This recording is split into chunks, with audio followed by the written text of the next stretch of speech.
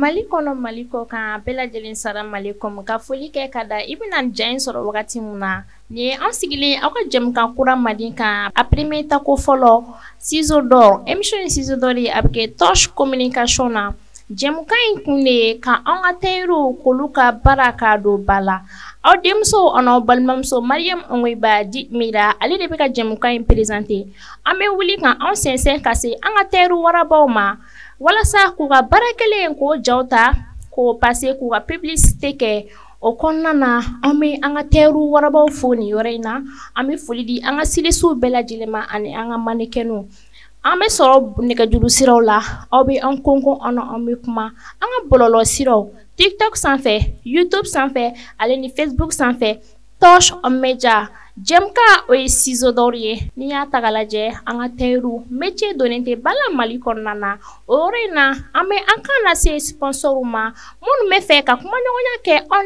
ni aw cɛ aw bɛ an contacter an na aw bɛ kuma ma di da kelen na ne balimakɛ salam alaikum. Waleykum salam. Tɔgɔ ani jamu. Ne tɔgɔ Ibrahim Ouedraogo. Foli kɛ. Ne foli lase an lamɛnbaga ni an lajɛbaga bɛɛ ma nin wagati in na. Foli diyara n ye i ni ce i ka cɛsiri la i ni ce i ka wele la ka anw lamɛn an ka taa ka an kunbɛn bonya ani karama kɔnɔna la foli baden bi ye ani an balima tailleurs bɛɛ lajɛlen an tɛ sɛgɛn an tɛ ɲina jɛmukan o ye ciseaux d'or ye an bɛ taa fait divers kɔnɔ kan fait divers ale de ye an sera ka tagama ka se atelier la ka ja minnu ta o bɛna yir'a la sisan an ka jabaranin sanfɛ.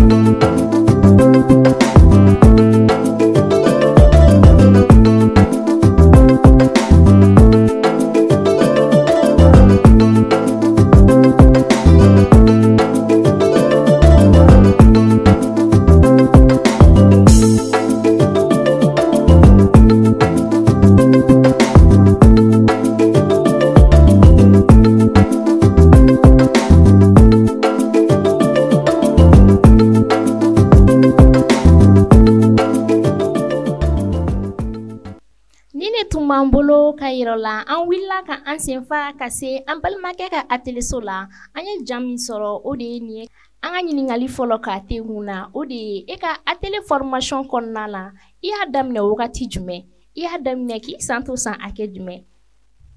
Ne y'a atelier kalan daminɛ k'a sɔrɔ n bɛ san 10 dɔɔni de la quoi.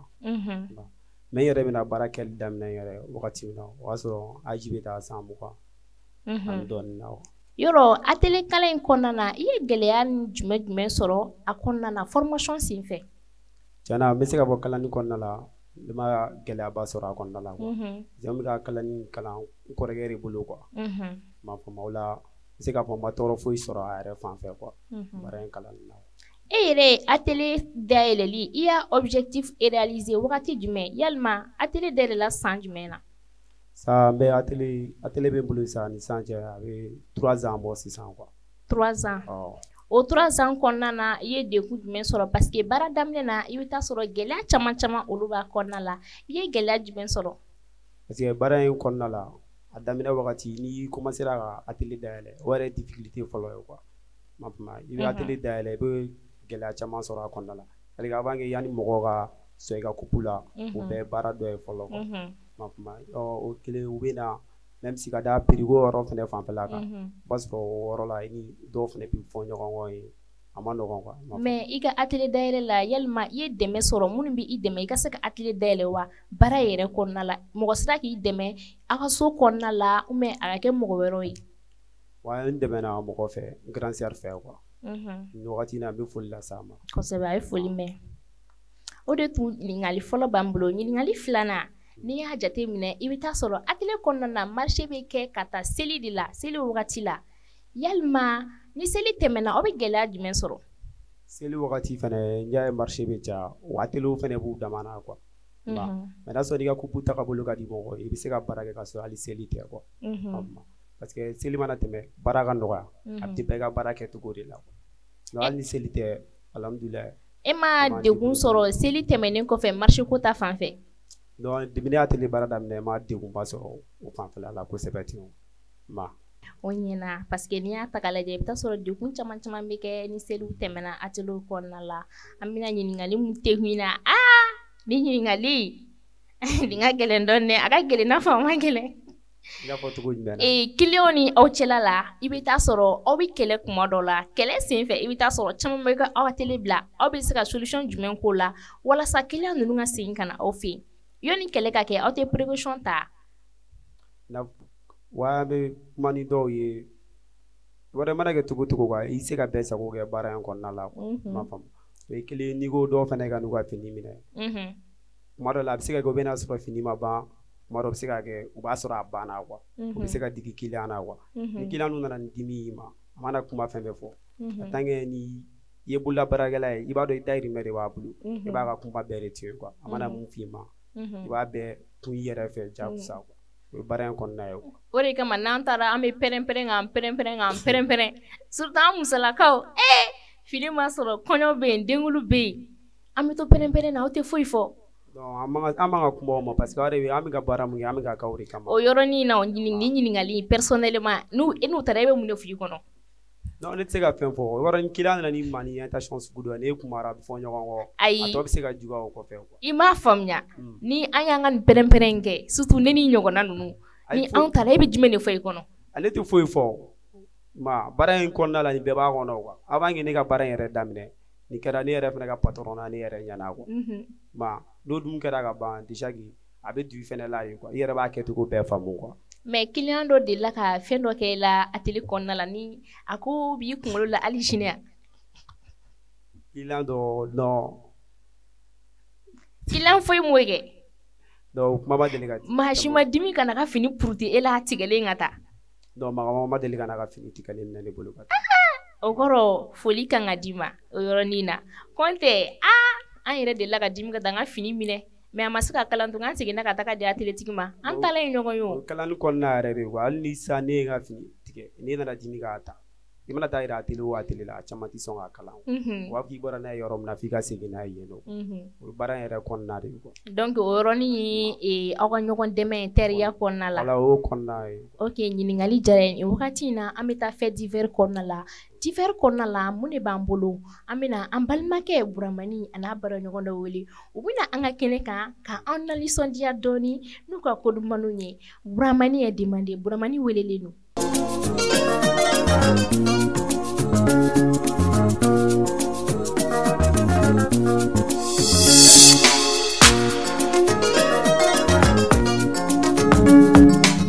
Cɛngo fina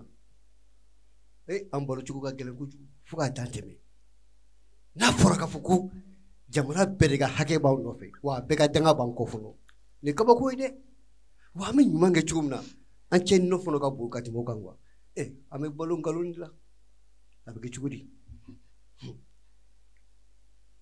An tile. Anba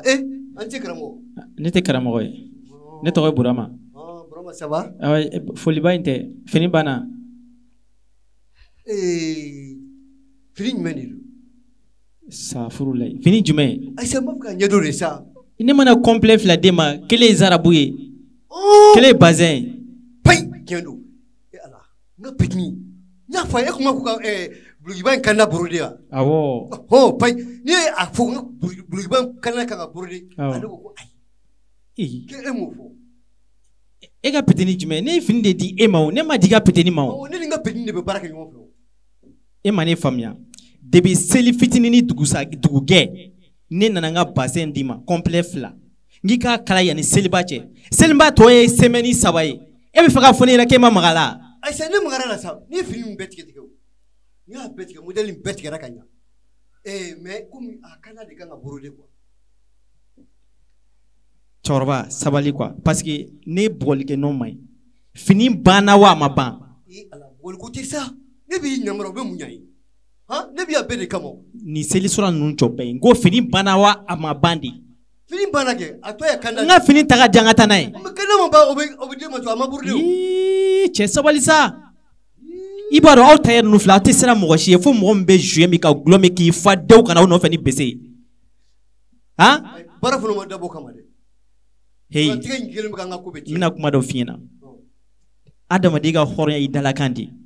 n'i y'a dɔn i tɛ se ka baara o baara kɛ ka bɛn ni wagati min ye kan'a fɔ client ye sisan e k'i jɔ sa e k'i bolo da dusu kan ayi ne bolo tɛ da n dusu kan dɛ ne bolo kurulen yɛrɛ de jɔlen don n kɔrɔ n bɛna sisan ka taga min n bɛ y'a cɛnin nɔfɛ o tuma e bɛ fɛ ka fɔ ne ɲɛna o min yɔrɔ min ka kan ka brode o fana t'e ka yan yɔrɔ la e tɛ brodeli kɛ yan cɛ sabali sa hali o don na i nana n ka fini min fana nɔfɛ o kanda ka kan ka brode ka jigiya i y'o kɔfɛla de brode cɛ o ma mun de bi mais pourquoi mɔgɔ bɛ da e patron na aw patron ninnu caman bɛ yen sisan aw tɛ sɔn baara ma a b'a tigɛ dɔrɔn k'a da a ka petiniw ma u bɛ sɔrɔ ka modèle bɛɛ bɔ hali o don na olu k'u ka bolo bɔ u ye sen de bɔ sanfɛ taa ka segin bana tɛ maa to ne bɛ k'i kɔnɔ yan mais c'est quoi ça non hali ne terikɛ 2 bɛ yen o don na olu b'u fa juin de la tɛnɛnka u b'u fa n'u bɛ tɔgɔma u bɛ tɔgɔma ralanti de la u y'u fa k'u bɛna cɛ nɔfɛ yan yɔrɔ la yan nɔ u nana sɔrɔ courant tigɛlen don groupe mankan de bɛ yen u filɛ k'u kɛ dɔn kan groupe mankan na u bɛ ka dɔn kɛ ne nana cɛ n ko cɛ n k'a bɛ cogo di u ko non ko cɛ ko peut-être ko ni ɲɛ ma dɛ ko nin jɔn ka sɔn de ne ko n ko nin ye DJ Yamaha de ye ani DJ Essence olu bɛ ka featuring kɛ quoi mais cɛ min fɛ ka ne planer de yan ne nin tɛ taa o n b'i kɔnɔ yan petit sisan e k'i bolo da dusu kan quoi mɔgɔ min ka magasin datugulen don fɔlɔ ko tile bɛ dɔ bolo k'o mana fɔlɔ atelier clé cɛkɔrɔba ne tɛ bouger ni n ka fini tɛ ni n ka fini ma sɔrɔ ne bɛ ko da e kan yan bi hali mɔgɔ t'o da bama ka ji la petit n bɛ min f'i ye tiɲɛ don i ka fini wari ne y'a dun wa i ka fini tigɛlen dalen bi mais manamanakan b'i da n'i y'a kɔrɔbɔ walahi a bɛ fɔ ka n'i ma siso don i kɔnɔ i ka kuma tu ka ciseau don ne kɔnɔ a kɔrɔbɔ la kɔrɔ se ka manamanakan fɔ ne ma ka tini kɔnɔ a kɔrɔbɔ cɛkɔrɔba i bɛna n to sisan ne ye jɛ i ka kɔrɔbɔ mais n ka fini b'i bolo i bɛ tila ka n dɔgɔya n'i dɔgɔya ne bɛ taa n'i ye polisi la polisi sisan n dɔgɔya mun ye ka prévu ye mun ye ne ka prévu ye e ka prévu ye mun ye n b'a yɛrɛ la k'e na fini dɛ papier b'a la papier t'a la e ye mun de kɛ mun b'a yira ko e wari di ne ma tiɲɛ yɛrɛ la ne ja ne yɛrɛ bɛ taa i datugu polisi la bi i ma wari di ne ma o ne mun kalabanci ye ta dɔn tiɲɛ yɛrɛ la i ye tiɲɛ fɔ nin yɔrɔnin ka kan ka jate minɛ désormais n'an bɛna ni fini di aw ma tailleur la a bɛ reçu k'a la o tɛ yan ne bɛ jɛ bi ta kɔ mais ne fana tɛ cɛkɔrɔba ka malobaliya la quoi ne b'a fɔ e ma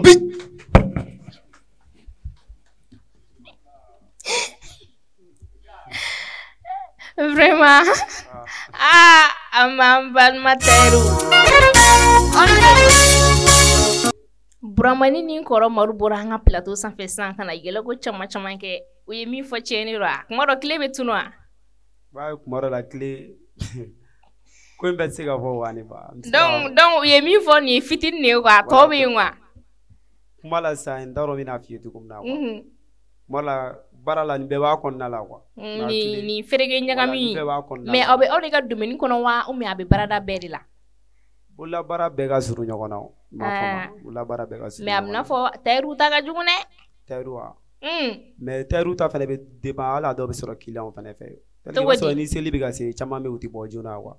m'a fɔ hali ko dɔw ma yɔrɔ falen don u tɛ sɔn ka segin ni baara ye donc ni a fɔra ko yɔrɔ fara n'a ko k'u ka taa mais a bɛ se k'u labila o minɛ a b'a fɔ n'u ye wari di a b'a minɛ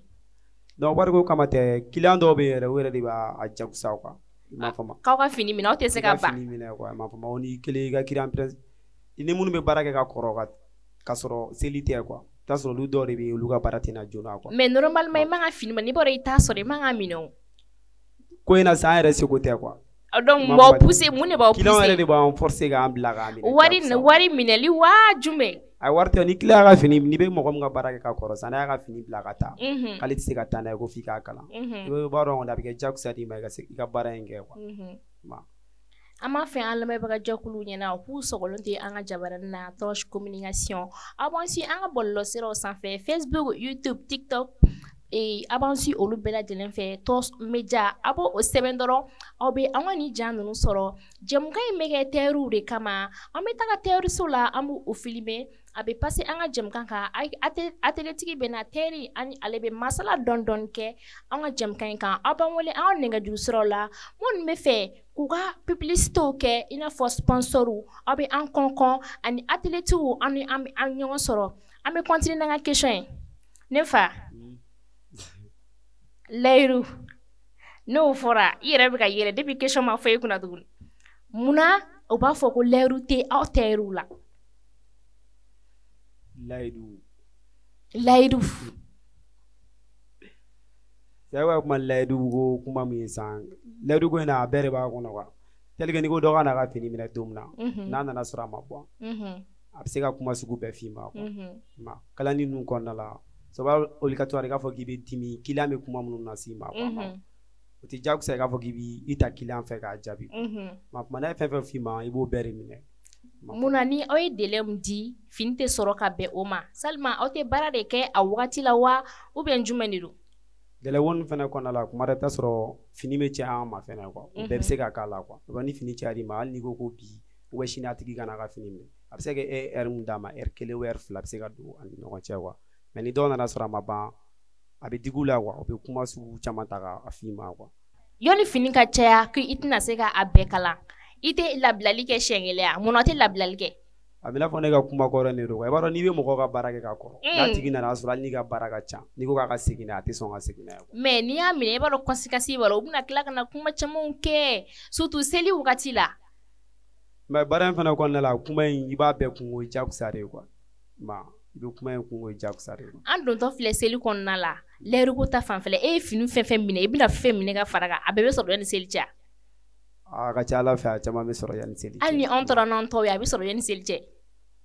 Caman ta bɛ se ka sɔrɔ. Ayi caman tɛ fini fɛn taara a bɛɛ de bɛ sɔrɔ o de ye ɲininkali ye. Wa a bɛɛ bɛ sɔrɔ n'Ala sɔnna. A bɛɛ bɛ sɔrɔ. A b'an seko bɛɛ kɛ pour que yanni seli cɛ. Fini bɛɛ ka ban. I y'a fɔ dɛ. N'Ala sɔnna a b'an seko kɛ. Diɲɛma bɛ k'i lajɛ dɛ. Inchallah. Mali kɔnɔ fo Mali kɔ kan bɛɛ bɛ k'i lajɛ dɛ. N'Ala sɔnna a bɛ. An bɛ tɛmɛ atelier la seli dugujɛ k'a lajɛ ni min kɛra na a ma nɔgɔn dɛ. Mais ne ko denmisɛnnin minnu bɛ taa kasi atelier la o bɛ mun de kɛ aw yɛrɛ la. Donc seli baara la denmisɛnnin fini minɛli i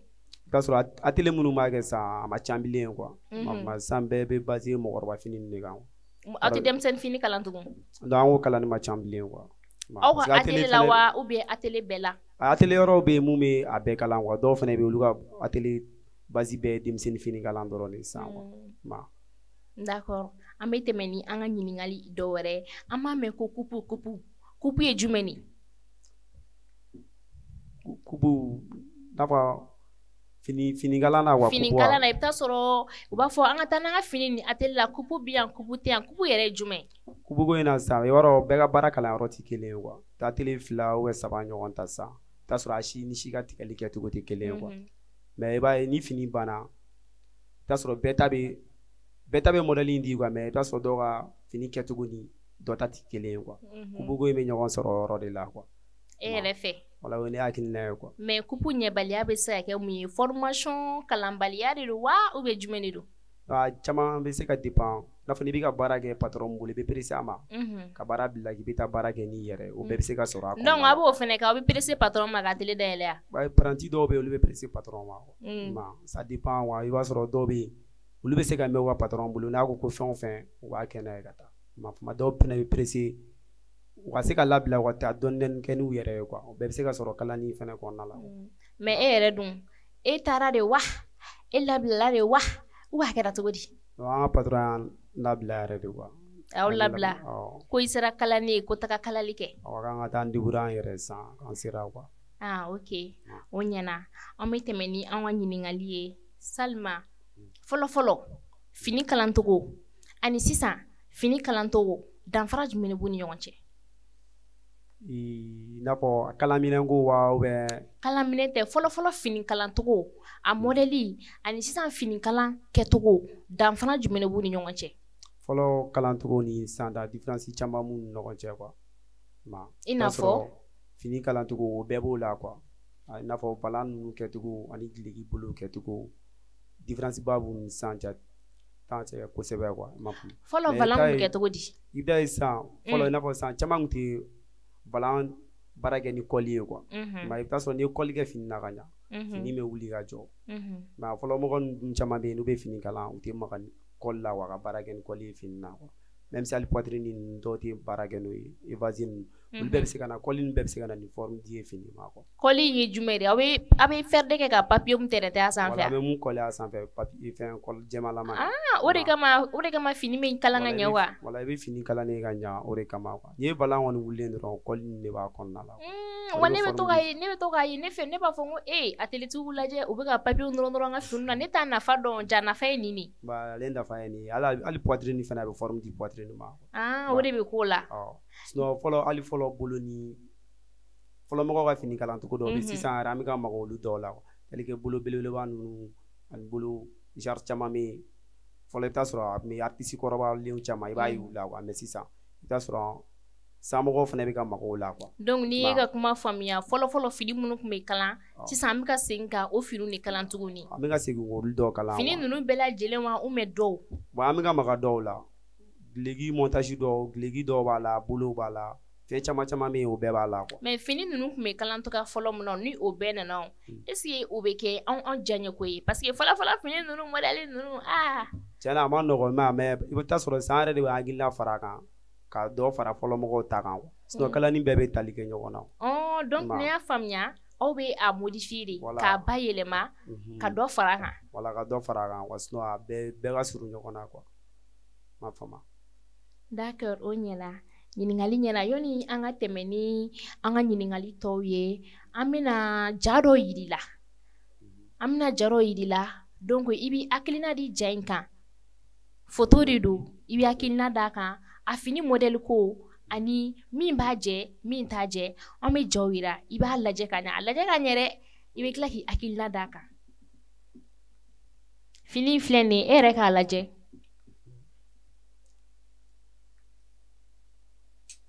a lajɛ ka ɲɛ dɛ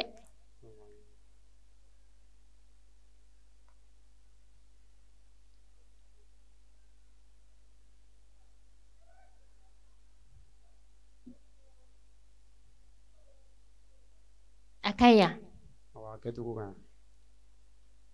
an bɛ se ka tɛmɛ n'an ka ɲininkaliw ye an bɛ se ka tɛmɛ ni ok i bɔra ka fini lajɛ sisan nɔ fini yɛrɛ ni modèle bɛ wele cogo di parce que an t'a dɔn atelier de bɛ caman ni modèle bɛ wele cogo di fɔlɔ a fɔ ni modèle de ma ko taille basse quoi ni taille basse de e yɛrɛ ye fini ye défaut jumɛn b'a la jumɛn kan ka fara fini kan jumɛn kan ka bɔ a la fini kɔni ne tɛ défaut ma yɔrɔ la quoi ma faamu ne tɛ défaut ma yɔrɔ a brodeli parce que a brodeli ninnu bɛɛ sigilen don a pa bɛɛ ka ɲi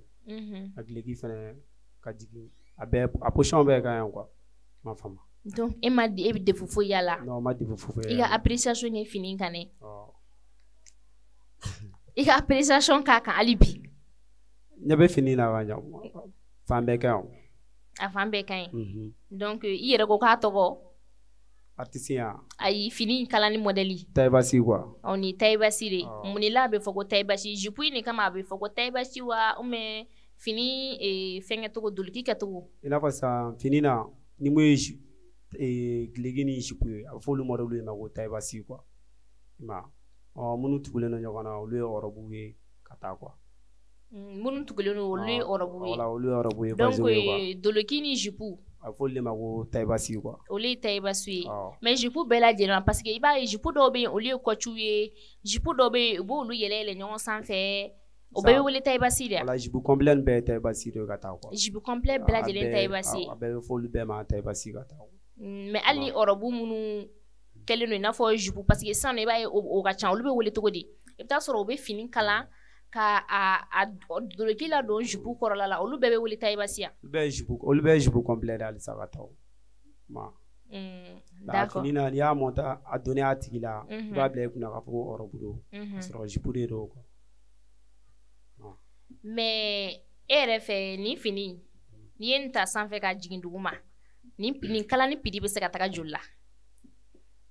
borodeli sanfɛ fo duguma nin kalali pidi bɛ taa joli la d'abord fini yɛrɛ sɔngɔ b'a la fini sɔngɔ t'a la dɛ ne ka taa fini ta k'a di e ma n ka fini kalan ka di yan i k'a kɛ nin modèle ye nin pidi bɛ taga joli la borodeli ni fini kalan modèle ne kɔni ko ne bɛ nin fini sugu minɛ ne bɛ se ka nin bɛ 35 000 de quoi 35 000 an t'o dɔn o fɔ bamanankan na n'a fɔ 7,000 quoi 7,000 n'i ko 35 000 ne tun bɛ taa 700 d'i ma ka n ka fini minɛ k'an kɔ don wa foyi tɛ bɔ a la e tɛ français mɛn quoi donc ni fini bɛ kala e fɛ 7,000 n'i y'a ta k'a lajɛ fɔlɔ fini piriw i b'a sɔrɔ a bɛ kɛ 600 700 400 mais aw yɛrɛ kɛlen don ka fini jumɛn fixer simple prix robe simple ale ni complet a ye prix jumɛn fixer o la e bɛ se ka prix jumɛn fixer o la aw ka télé la robe simple la sa ni matériel tɛ minnu na normalement an b'olu caman ta 1,000 ka taa quoi ni matériel tɛ min na ni matériel bɛ mun na an bɛ se k'olu kɛ matériel sugu jumɛn tisi ninnu wa wala dentelle lama ninnu ani prix qualité dɔw bɛ yen n'olu bɛ minnu na se k'olu kɛ 1,400 hali dɔw bɛ se ka taa 2,000 la quoi a dépend a matériel bɛ simple dɔrɔn ni matériel b'a la 2,000 quoi mais ni matériel t'a la dun matériel tɛ minnu na an b'olu kalan 1,000 quoi 1,000 an b'olu kalan 1,000 na an kɔni taara an b'a tɛnɛmɛrɛ an ye dɔgɔnɔ de an ka wari ninnu bɛ don sɛbɛnnikun de la ani fɛn ninnu an b'a tɛnɛmɛrɛ donc basi t'o la fɛnɛ ma kalani fɛnɛ la n'i ye prix fɔ se ka kɛ i ka prix bɛ se ka taa caya client ma n'a ye mun fɛnɛ fɔ i bɛ se ka kuma n'a o la sinon an ka robe tila bɛɛ 1,000 de ka 1,000 foyi tɛ b'o la a ma nɔgɔn dɛ n'an ka kɔɲɔkɛ taara n'a kɔ a kɔɲɔmuso ka fini dɔ bɛ bɔ a la dɛ yɔrɔ ok ɲamɛ n'ala sɔnna ok ni denmisɛnnin fini fɛnɛ prix bɛ taga joli la cɛmannin fini fara musomannin fini kan denmisɛnnin fini yɔrɔ fini prix dɔw bɛ yen a bɛ dépend n'i ye modèle yira de quoi mais denmisɛnnin fini simple ani a brodeli olu prix de ko don sans simple la quoi n'i ko création olu bɛ yen quoi n'i ko ka sɔgɔli k'a la ou bien ka kɛ simple ye fɛnɛ foyi tɛ k'a la o fɛnɛ prix bɛ yen denmisɛnnin fini la i b'a sɔrɔ denmisɛnninw fɛnɛ étape bɛ ɲɔgɔn ɲɛ quoi dɔw bɛ i bɛ se ka 800 1,000 hali 1,500 i bɛ se k'o fɔ denmisɛnnin fini na donc a bɛ dépend denmisɛnnin si bɛ taga hakɛ min na fini prix bɛ fɔ ka taa o hakɛ la fini bɛ taa n'o wagati denmisɛnnin mana kɛ san 5 o prix ye joli san 5 ninnu olu caman ka fini bɛ se ka minɛ 4,000 denmisɛnnin mana kɛ san 15 ye san 15 an bɛ se k'olu minɛ 1,500 an b'a fɔ k'a barika 1,500 an b'o fɔ k'a barika o ka ca o dun ma ca kalani na dɛ ma mun de na fini prix ka gɛlɛn mun na ni fɔlɔ ta tɛ kelen san fɔlɔ matériel tun bɛ sɔrɔ prix min na ni sisan kelen tɛ quoi donc matériel da gɛlɛya la matériel da ka gɛlɛn quoi mun de nana ni o ye matériel da gɛlɛyalen an tɛ se ka fɔ n bɛ caman fɔ o kan parce que matériel qualité ka ca quoi mais matériel bɛ bɔ ɲɔgɔn fɛ dɔ bɛ dɔ san ka bi ni matériel nana o position na i bɛ taa sɔrɔ hali an ka commerçant fana bɛ se ka na ni gɛlɛya mais aw atelier a ye wulikajɔ jumɛn kɛ o ko la parce que i bɛ taa sɔrɔ baara caman na wulikajɔ bɛ kɛ ni fɛn minnu prix cayara pour que a ka nɔgɔya jamana kɔnɔna na a ye wulikajɔ jumɛn k'o la an ma wulikajɔ foyi k'o la est ce que o ka ɲi non o ma ɲi tiɲɛna mais atelier normalement atelier tigiw kan ka wulikajɔ k'o la aw tailleur yɛrɛ aw kan ka wulikajɔ k'o la walasa a prix bɛ nɔgɔya aw ma aw bɛ dɔ sɔrɔ dɔ fana bɔ an ka finiw prix la o de kan ka na ni lafiya yɛrɛ aw kan ka wulikajɔ k'o la est ce que syndicat bɛ yen atelier tigiw tɔgɔ la wa mun bɛ to ka wuli kɛ aw ka kɛlɛw kɛ o ko ninnu na hali syndicat bɛ atelier tigiw tɔgɔ la ne tɛ fɛn kalama o la e de groupement foyi tɛ yen i n'a fɔ ɲɔgɔn dalajɛ jamakulu foyi tɛ aw bolo ko atelier tigiw bɛ taa fara ɲɔgɔn kan ka to ka kuma ɲɔgɔnya nin ko ni ninnu kan a bɛ yen mais ne de t'a fɛn na quoi e t'a fɛn na mun de la ne ko n t'a fɛn na mais parce que n ma don association fosi la fɔlɔ quoi e ma don foyi la mais e yɛrɛ ka domaine kɔnɔna la atelier kalanni kɔnɔna la atelier finikalan kɔnɔna la e yɛrɛ fɛ e kan ka don association na wa ou bien e man ka don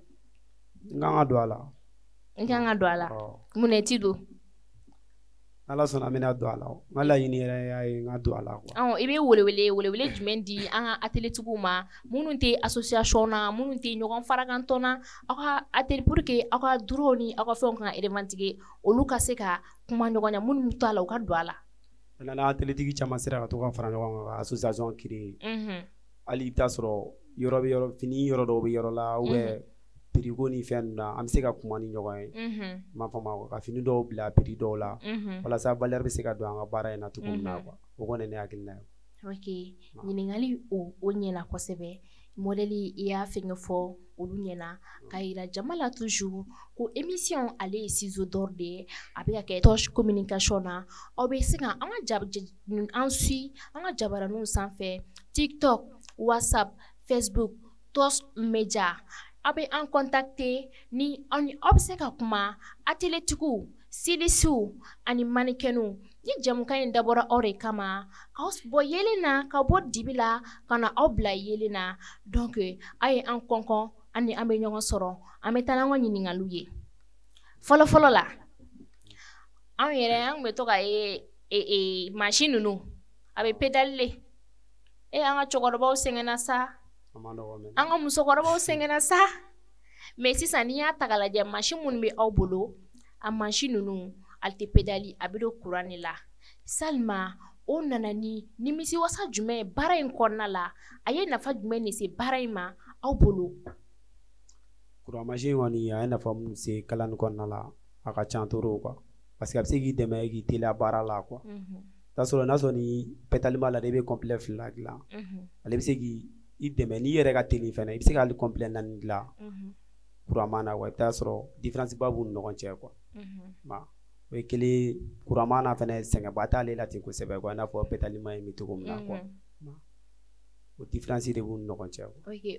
o machine ko in de kama fɔlɔ la prix kun tɛ caya ka tɛmɛ sisan ta kan yalima courant man de b'aw bolo aw bɛ olu bɛɛ prix de da finiw wari kan sisan.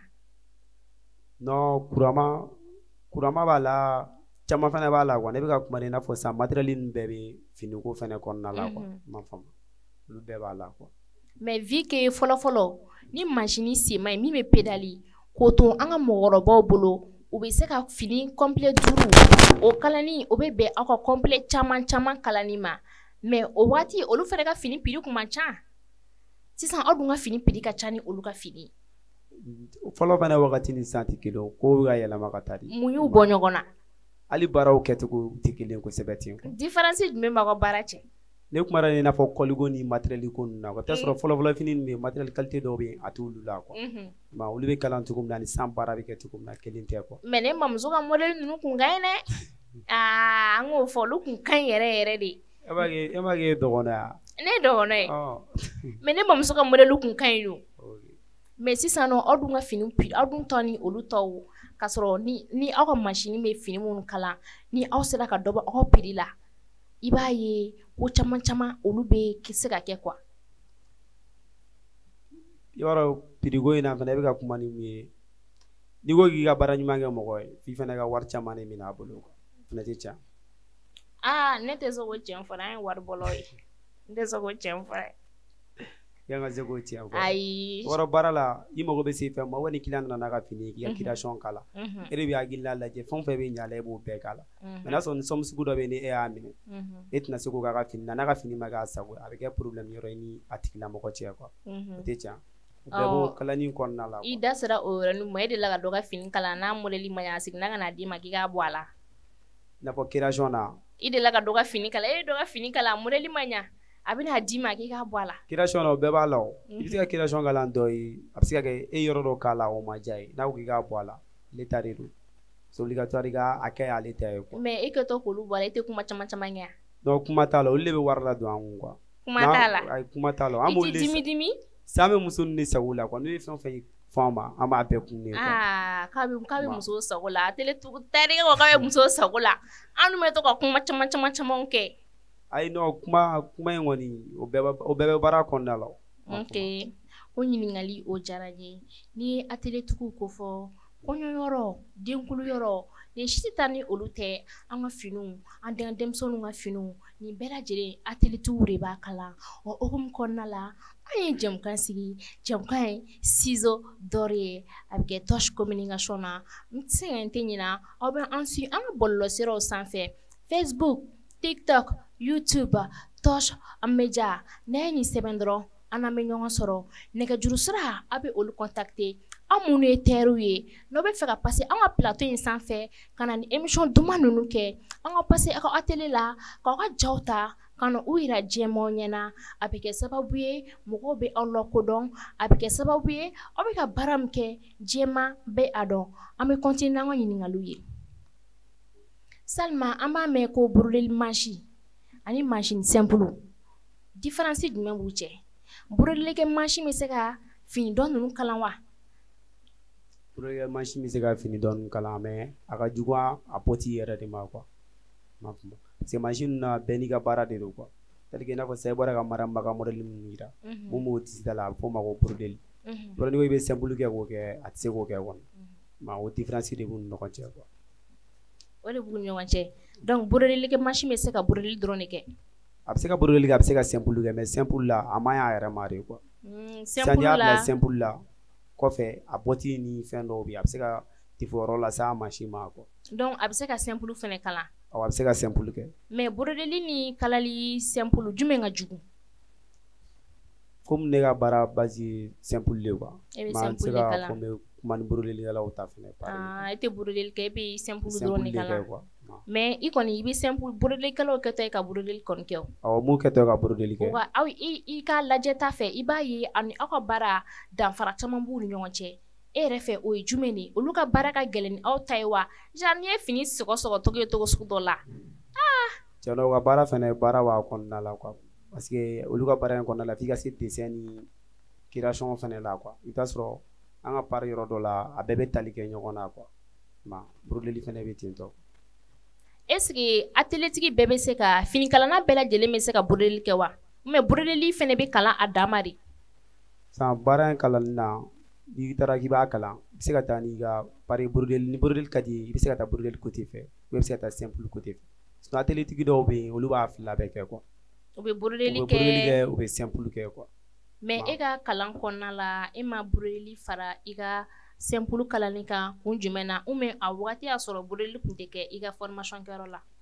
bon a wagati y'a sɔrɔ brodelikɛ machine tun tɛ n ka patron bolo quoi non brodelikɛ machine tɛ t'ale bolo o tɛmɛnen kɔ mɔgɔw bɛ n'i ɲininka i fɛ atelier la ne ka nin fini bɛ brode ni olu ka sugu sera e ma e b'o kɛ cogo di i bɛ fini ninnu bila k'a di mɔgɔ wɛrɛ ma a k'a brode de wa ou bien e b'u labila de ko i tɛ se k'a kɛ parce que kuma dɔ client bɛ tɛmɛ i ni mɔgɔ dɔw cɛ u b'a fɔ k'u ka fini bɛ brode e b'o kɛ cogo di ni client mun nana ni brodelikɛ machine a machine bɛ ne yɛrɛ bolo atelier kɔnɔ machine bɛ n bolo atelier kɔnɔ wa bolibaga fɛnɛ b'a la quoi i kelen n'u ka mɔgɔ ta kɛnɛkɛnɛ na mun bɛ brodeli kɛ mun bɛ brodeli kɛ quoi n'a marché nana an b'ale wele ale bɛ n'a kɛ n'a marché nana wagati min na de e b'ale wele ale t'i fɛ yen kudɛ non ale tɛ n fɛ yen kudɛ n'a ye baara min kɛ i b'a sara o la de quoi o b'a sɔrɔ denbayatigi n'i ko k'i bɛ taa lasigi atelier kɔnɔ baara tɛ yen baara bɛ yen k'a ka sigi i b'a dɔn o ma nɔgɔn quoi mais e ka atelier kɔnɔna la atelier jama ka ca est-ce que e y'a jate minɛ i bɛ se ka dɔ bila ale ka taga wagatinin kɛ brodeli formation na walasa aw bɛ to ka mɔgɔw weleweleli min kɛ aw kana se ka olu kɛ wa ni brodeli nana ale bɛ brodeli kɛ ka sɔrɔ an ma se mɔgɔ wɛrɛ ma e y'o hakilina sɔrɔ wa non m'o hakilina sɔrɔ o ye kelen m'a denmisɛnnin fɛnɛ de sɔrɔ quoi sinon a ka di n ye quoi i m'a denmisɛnnin sɔrɔ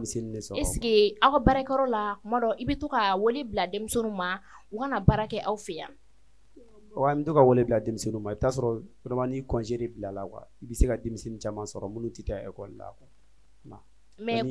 o congé o kɔnɔna la ni u nana munna e tɛ u dege brodeli la parce que brodelikɛla tɛ kɛ kuma bɛɛ o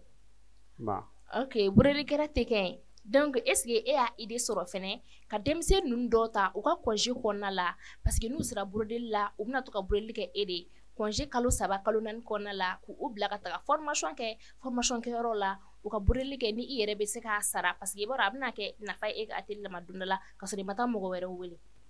o ye tiɲɛ i ye kuma min fɔ o ye tiɲɛ minnu b'a hakilina ɲini k'o kɛ n'Ala sɔnna o bɛna kɛ awɔ n'Ala sɔnna ok ɲininkali o diyara n ye kosɛbɛ an bɛ tɛmɛ ni an ka ɲininkali wɛrɛ ye n'i y'a ta ka lajɛ n'i taara atelier la i b'a ye atletigi dɔw bɛ yen u bɛ cɛ fini kalan u bɛ muso fini kalan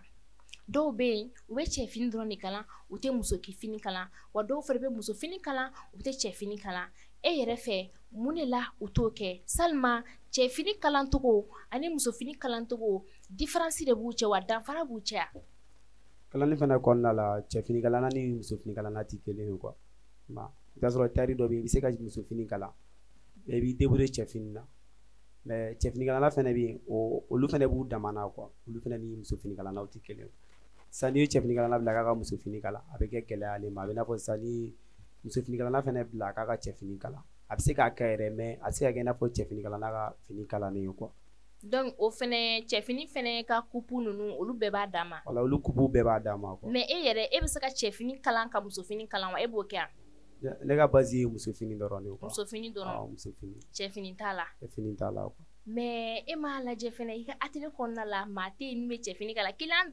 tɛ musolakaw dɔrɔn ye. Non cɛ fini kalannaw fana bɛ n bolo a ouvrier bɛɛ bɛ atelier kɔnɔna la. Awɔ cɛ fini kalannaw bɛ yen. Awɔ i ye minnu sɔrɔ yan denmisɛnnin bɛɛ ouvrier de ye n bolo quoi. Mais u bɛ cɛ fini dilan u bɛ muso fini fana dilan.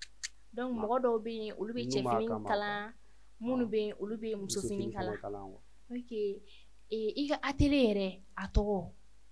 A ka atelier tɔgɔ Badenya Couture wa. Badenya Couture. Ni mɔgɔ minnu mago bɛ e la sisan nɔ k'u bɛna e wele ka taga fini kalan kɛ e ka atelier la u b'i sɔrɔ nɛgɛjuru sira mun na e k'olu fɔ an ye tan. E k'an sɔrɔ 90 07 25 82 ou bien n ka télécell la 53 00 96 68.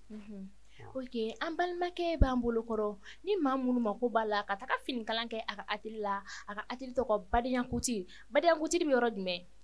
Badenya Couture bɛ Musabugu Shell Carré fan fɛ quoi. Badenya Couture bɛ Musabugu la Shell Carré fan fɛ yanni ka se hôpital du Mali ma n'i ye weleli kɛ a bɛ taga i ka fini i bɛ taga d'a ma a b'a kala nimisi wasa ani damu kɔnɔna la k'a d'i ma ka kupu ɲuman k'i ka fini na ka d'i ma Badenya Couture. N'an tɛmɛna ka bɔ o yɔrɔ la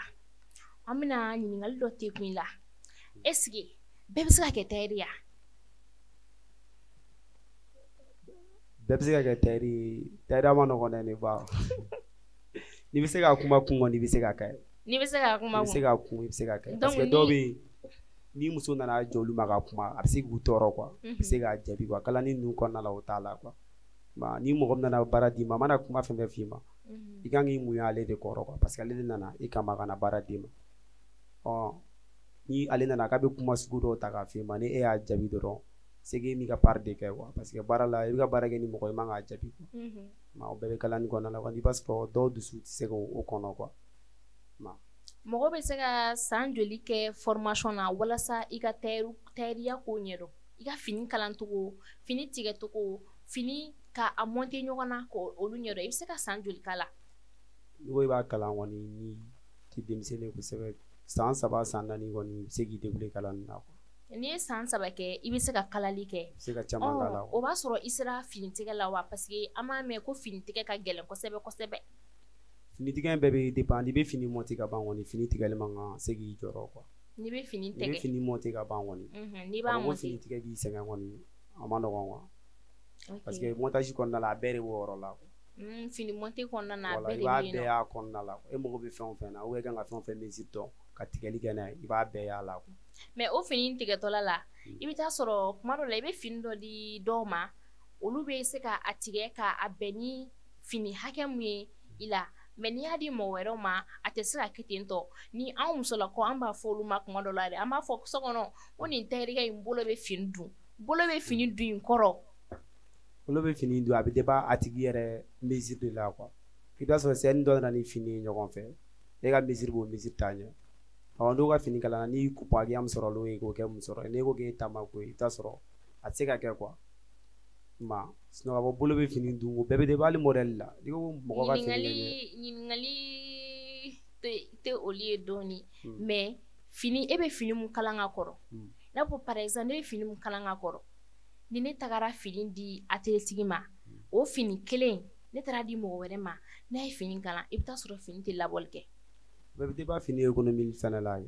b'a sɔrɔ baara la dɔw bɛ fini économie ka tɛmɛ dɔw kan. An b'a fɔ o de ma k'a tigɛ bɛ fini bolo bɛ fini dun. O fana ye cɛw bɛ sɔrɔ a la kɔnɔna la. Mun de b'o kɛ? O bɛ dépend baara kalanni de la quoi. am n'a fɔ sisan ka kuma kelen de don quoi minnu bɛ perese baara kalanni ma quoi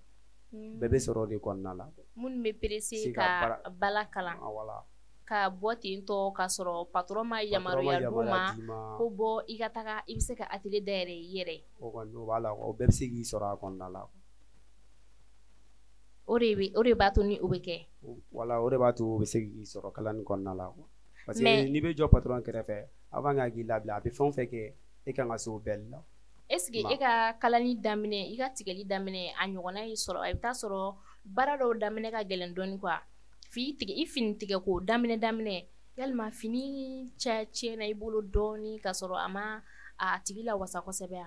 o ye n sɔrɔ kalanni kɔnɔna la parce que o b'a sɔrɔ i bila kuma k'i ka taa fini tigɛ i ma deli ka sigi mɔgɔ caman cɛla ka ouvrier kɛ ale bila mɔgɔ cɛla ouvrier la i bɛ taa sɔrɔ i bɛ se ka panikeli bɛ se k'i sɔrɔ quoi i jaw bɛ tigɛ n'i y'a kɛ n'a ma ɲa ou bien n'a a tɛ ɲa o fini tiɲɛni sisan e ka patron kun ye mun de f'e ma o yɔrɔnin na ou bien finitigi nana mun de f'e ma ayi na fini tɛ tiɲɛ o i bɛ se ka sumaya kalanni na de quoi o b'a sɔrɔ a b'i la sumaya toro quoi cogo di a bɛ to ka parce que o b'a sɔrɔ i ja tigɛlen min kɛ fini kama i bɛ k'a tigɛ minnu bɛ tigɛ a b'olu ta k'olu tugu a la de wa olu de bɛ tugu ɲɔgɔn na i bɛ a lajɛ n bɛ se ka nin yɔrɔ dafa cogo min na o de kama kuma dɔ n'an taara n'an ka fini atelier i bɛ taa sɔrɔ bari ni tugu b'a la donc o yɔrɔnin na non ni fini fana ma tigɛ a tɛ se ka kalan u bɔ tɛ tiɲɛ mais dɔw b'a bari ko juguya dɛ a ma nɔgɔn f'olu ma ko fara ni o dépend n'i ye fini di ko k'a mélanger ɲɔgɔn na quoi bazin ni brodé ni bɛ bazin ni ayi ne kan bɛ min ma o ni fara fini tɛ kelen ne kan bɛ fini gansan de ma par exemple finiw filɛ ne na sisan nɔ i bɛ taa sɔrɔ ni dɔw y'a kala i bɛ taa sɔrɔ a bɛ tigɛ i b'a ye ko fini kalansira caman bɛ fini na ka kɛ i n'a fɔ tugu baribara est-ce que n bɛ se ka ko la ta n b'o faamuya ka fini mɔgɔw bɛ yen o i n'a fɔ sisan fini kuturu banni a bɛɛ ye tugu e yɛrɛ fɛ a mɔgɔw tɛ yan a kalalikɛlaw tɛ yan a kalalikɛlaw bɛ yen parce que a bɛ dépend baara kalancogo de la a bɛɛ bɛ dépend baara kalancogo la ni peresera kuma in bɛɛ bɛ pereseli nɔgɔ quoi ni peresera baara ma i bɛ taa ni mɔgɔ taara fini d'i ma k'a bɛ kɛ n'i taara tigɛli la n'i filila yɔrɔ dɔ la c'est obligatoire i bɛ tila ka n'i bɛna bolo ɲini ou bien n'i bɛna sanfɛla ɲini i bɛ yɔrɔ dɔ tugu ɲɔgɔn na jakusa ka sɔrɔ o bɛn o yɔrɔ ma quoi e ni atelier dɔw delila ka baara kɛ ɲɔgɔn fɛ wa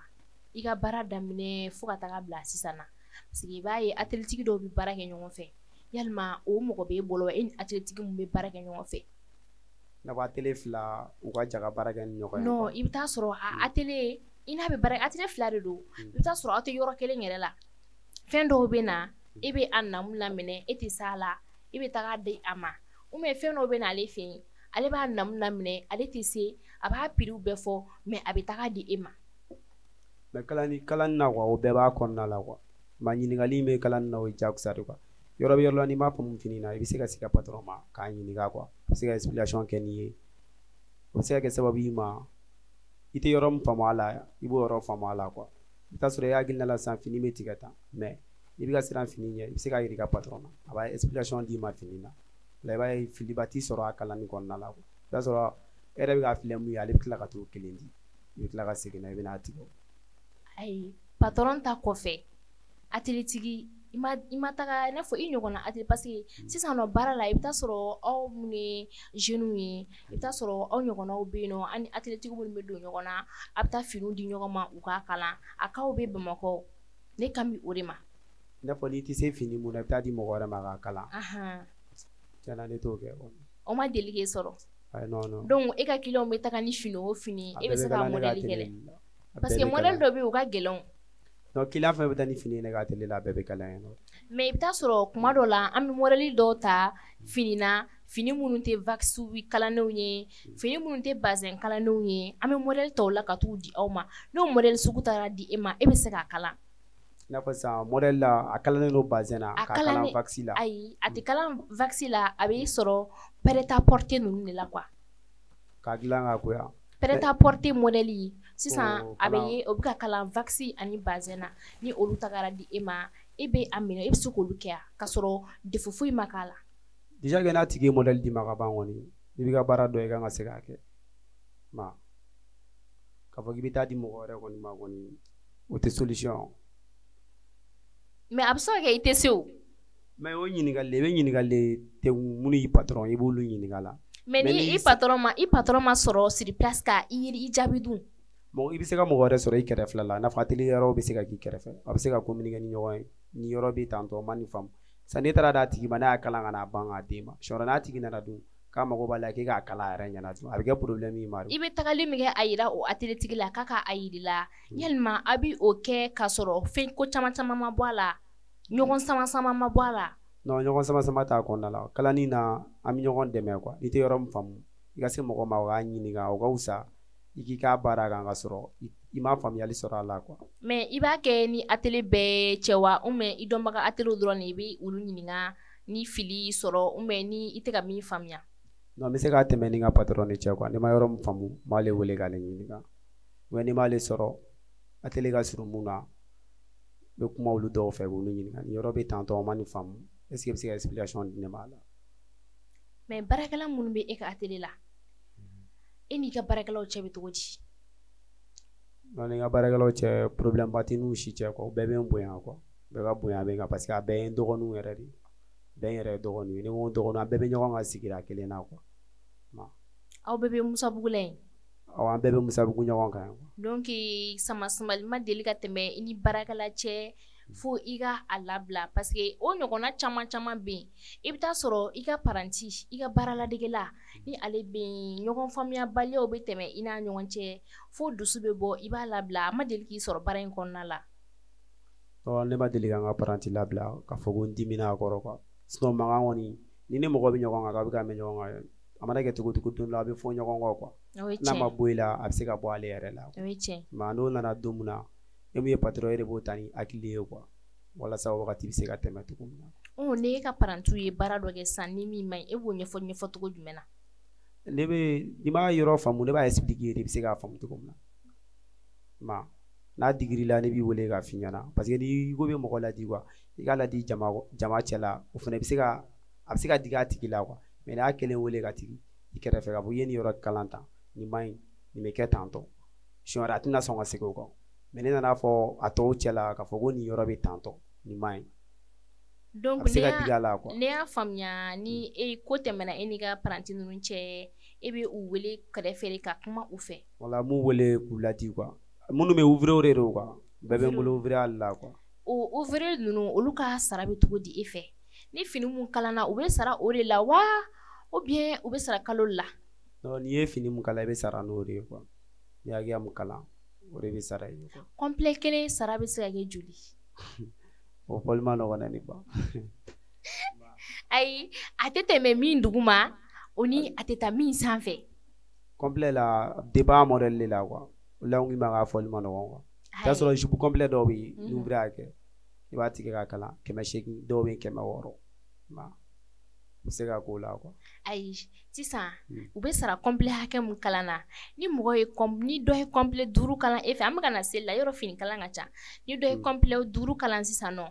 o sara o dɔgɔyalen joli ye a cɛyalen o ni ɲɔgɔn cɛ quoi hali ma fini a prix yɛrɛ fɔ a sara bɛ o ni ɲɔgɔn cɛ bɛ kɛ joli. complet kelen na a bɛ hors jupe complet bɛ i n'a fɔ 600 800 n'i y'o den kelen kalan 600 mais a bɛ dépend modèle la quoi a bɛ se ka kɛ i bɛ dɔ wɛrɛ kalan mun fana complet kelen tɛ i n'a fɔ o dɔw bɛ se ka na 500 la hali dɔw bɛ se ka na fɔ 400 i ma mais n'e tilal'o la sisan i hakɛya mun kalan olu de bɛ ta k'a jate n'i ye nin mun kalan ta nin baara kun ka gɛlɛn nin ye nin prix nin ye nin prix nin ye nin prix olu de bɛ fara ɲɔgɔn kan i ye hakɛya mun kɛ wari bɛ ta k'a d'i ma quoi. sara bɛ kɛ kalo kɔnɔ de wa ou bien fini kalanna wagati min na sara bɛ kɛ o de kɔnɔna la. non sara bɛ kɛ chaque samedi quoi. chaque samedi. samedi o samedi de sara bɛ kɛ. mais e ka baarakɛyɔrɔ la don bɛɛ de aw bɛ taa baara la. ka taa. don bɛɛ de aw bɛ taa baarakɛyɔrɔ la wa. wa don bɛɛ an bɛ taa baara la fo n'a kɛra dimanche ye quoi. dimanche o de ye repos ye. o de ye repos don ye. mais ni seliw sera. ni seliw sera an bɛ don bɛɛ baara.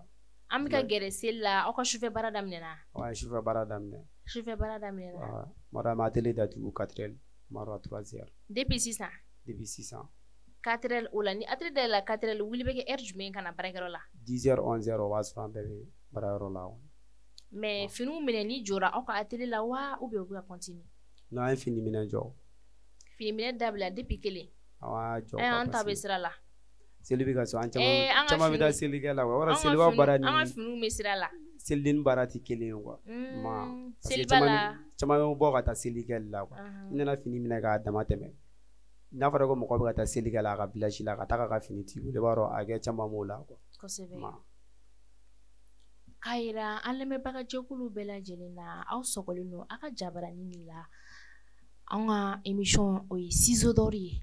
ale bɛ kɛ Touche Communication na ni min bɛ fɛ k'an suit an ka bɔlɔlɔsiraw sanfɛ YouTube, Facebook, TikTok, Touche Media i bɛ ale sɛbɛn dɔrɔn i ni anw bɛ ɲɔgɔn lasɔrɔ ni émission in sigilen ye atelier tigiw de kama degun minnu bɛ atelier tigiw kan k'u ka atelier yira k'u bɔ dibi la ka na u bila yelen na a dɔ bɔra o de kama an balima atelier tigiw tailleur cɛman fara musoman kan ni maa min mako b'an na i bɛ an kɔngɔ an ka nɛgɛjuru siraw la i ni an bɛ ɲɔgɔn sɔrɔ minnu bɛ fɛ ka émission in sponsoriser aw bɛ an wele nɛgɛjuru sira ninnu dɔ la kelen na dɔrɔn an bɛ ɲɔgɔn sɔrɔ an bɛ kuma ka atelier tigi warabaw an ka tailleur styliste mannequin ka foli di aw bɛɛ lajɛlen ma nin yɔrɔ in na n'i ko tailleur domaine kɔnɔ dɔrɔn fini kalan de bɛ yen an ka denkunnokɛyɔrɔ la ani an ka kɔɲɔkɛyɔrɔ la a n'a ɲɔgɔnna caman an bɛ foli di an balakaw ma nin yɔrɔ in na parce que olu de ka fini kalan ka ca kosɛbɛ kosɛbɛ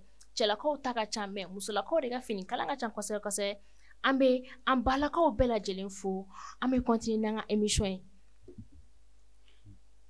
i bɛ ka yɛlɛ dɛ ne m'o faamu i bɛ ka yɛlɛ mun na n tɛ ka yɛlɛ foyi la ou bien layiru ko in de bɛ ka na i hakili la i bɛ ka yɛlɛ tugun layiru a baara layiru a ma nɔgɔn quoi ma komi i bɛ ka yɛlɛ misɛnnin kɔ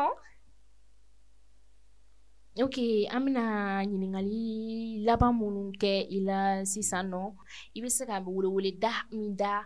an yɛrɛ fɔ yan sisan matériel ko ta fanfɛla a n'a ɲɔgɔnna caman caman ani patron olu ni u ka tailleur cɛla la i bɛ se ka min fɔ olu ɲɛna pour que baara in hali bi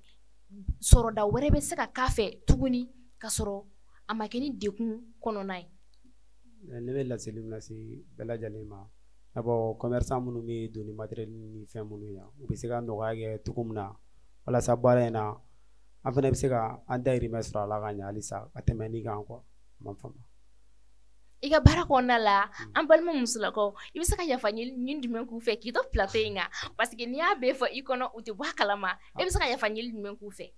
n ka tɔɔrɔ ni n ka degun sera balaka fɛn fɛn ma n bɛ yafa deli u bɛɛ fɛ kɛrɛnkɛrɛnnena layiru ma di minnu ma a bɛɛ b'a la o fɔ ka fara kan nin ma layiru tɛmɛ ni minnu cɛ n bɛ yafa deli u bɛɛ fɛ a n'a sɔrɔ ni minnu fana diminen don kɔrɔ fɛnɛ n bɛ yafa deli u bɛɛ fɛ bɛɛ ka se ka yafa n ma quoi aw tulo b'a la ne balakaw a ye yafa ɲinikaw bɛɛ lajɛlen fɛ ko aw ka yafa ma mais a ko seli sera k'a bɛna segin a kan tuguni dɛ a m'o yɔrɔnin fɔ dɛ i b'o yɔrɔnin fɔ an ɲɛna de ni seli tɛmɛna i tɛ segin a kan tuguni ni seli tɛmɛna n tɛ segin a kan ko ni seli tɛmɛna de k'a tɛ segin a kan tuguni dɛ aw tulo b'a la an balakaw k'aw ka yafa ɲini kɛ aw fɛ a ye min ko kɛ minnu na ko ni seli tɛmɛna a tɛ tɛmɛ a kan a t'a ɲɔgɔnna wɛrɛ kɛ ne kɔni bɛna taa nin ka fini ne kɔni an bɛ kuma ɲani n'i y'a kɛ ne bɛna fɔ dɛ wa diɲɛ mɔgɔ bɛɛ b'a ye Buramani ma bɔ k'a fɔ sisan k'ale ka fini k'a delila ka taga ni fini ko boreli kɛra kɔfɛ de yɔrɔ y'a kɛ ɲɛfɛ ni ne tagara ni n ta ye o boreli bɛ kɛ tigɛ de la wa sen n'a bɛ dilan ka ɲɛ a bɛ k'i sago ye n'Ala sɔnna wa an ka kɔɲɔkɛ fɛnɛ y'a fɔ sisan nɔ ko k'ale ka mɔgɔ dɔ taara ni fini atelier la ko dulokiba kalila mɛ kurusi de ma sɔrɔ seli don kɔɲɔkɛ de kuma l'o kan kɔɲɔkɛ de y'o fɔ yan quoi yani émission in yɛrɛ ka daminɛ i t'a sɔrɔ fini ɲɛmatunna tailleur la olu bɛɛ bɛ yen ale de m'a faamu ko kurusi de ma yi dɛ kurusi ma kalan quoi a ɲɛmatunna de quoi sinon foyi tɛ donc a b'olu fɛnɛ kɛ olu bɛɛ bɛ se ka n'a kɔnɔna la ma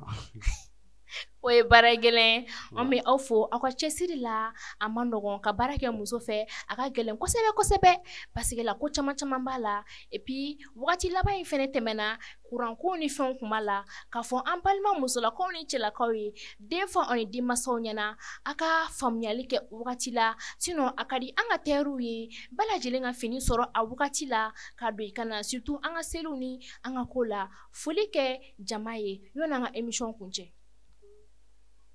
Ma foli bɛ jama bɛɛ lajɛlen minnu bɛ k'an lamɛn nin wagati in na ani minnu bɛ k'an lajɛ nin wagati in na ma foli b'u bɛɛ lajɛlen Ok, alla me baga jelo cɛ fara muso kan denmisɛn fara mɔgɔkɔrɔba kan Mali kɔnɔ ani Mali kɔ kan ni tun ye aw ka jɛmukan mandi sigilen jɛmukan ye ciseau dɔ de ye a bɛ kɛ Touche Communication na k'an suit an ka bɔlɔlɔsiraw sanfɛ Facebook, YouTube ale ni TikTok Touche Media a bɛ o kongo an bɛ ɲɔgɔn sɔrɔ nimisiwasa kɔnɔna la a b'an wele an ka nɛgɛjurusiraw la terroir bɛɛ lajɛlen de wele don Mali kɔnɔ fo Mali kɔ kan ɲinɛ ma kɛ an ka région kɔnɔ mɔgɔw kɔ e de bɛ fɛ ka passer an ka jɛmukan in kɔnɔna na i bɛ an wele an ka numéro la an bɛ déplacer ka taa fo i ka région o la i bɛ yɔrɔ yɔrɔ ka t'i ka interview kɛ k'i invité an ka plateau sanuma in sanfɛ yan nɔ bonya ani karama kɔnɔna la an tun ye nin de sɔrɔ an balimakɛ Umu fɛ Badenya Couture an y'ale de wele an ka plateau sanfɛ a kana an ka plateau ɲɛnamaya bi émission bɛ kɛ samedi à partir de 15h an bɛ ɲɔgɔn sɔrɔ yan nɛgɛ kanɲɛ 15 kɔnɔna la aw balimamuso an'aw denmuso Mariam Nkoyiba Dut Mira kuma bara de tun bɛ ale bolo an bɛ an ka technicien fɔ nin yɔrɔ in na ani an ka caméraman sɛgɛnbali ɲinanbaliw ka ja duman ta ka di aw bɛɛ lajɛlen ma aw ka a se ka a lajɛ nimisiwasa kɔnɔna na ni ne tun b'an bolo ka d'aw ma wasalam. Jabate Maurice